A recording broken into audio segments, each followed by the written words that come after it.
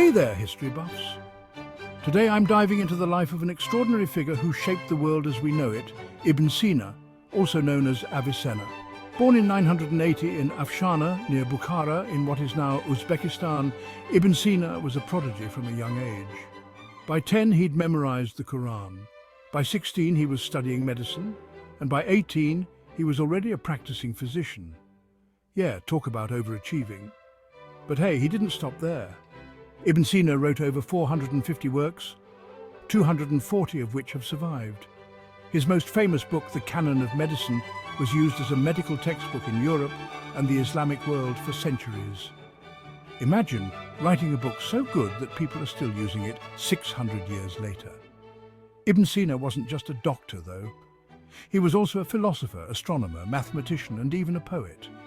He embodied the classical idea of a Renaissance man long before the Renaissance even happened. His contributions to medicine were groundbreaking.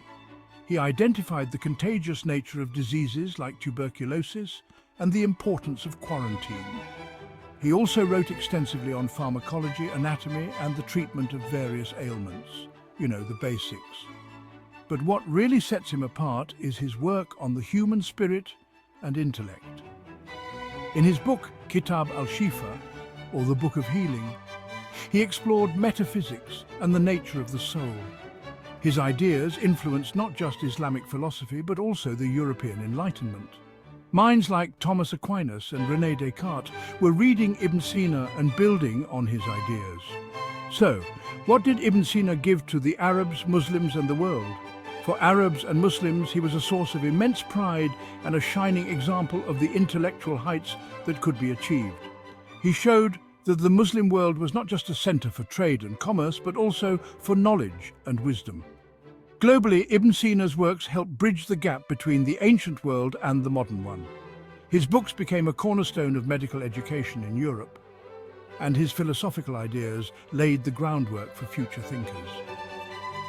So, the next time you hear someone say Avicenna, remember that you're talking about one of the greatest minds in human history. A man whose legacy continues to influence our world in ways we often overlook. Thanks for joining me on this quick journey through the life of Ibn Sina. If you enjoyed this video, make sure to like, share, and subscribe for more fascinating dives into history. Until next time, keep exploring.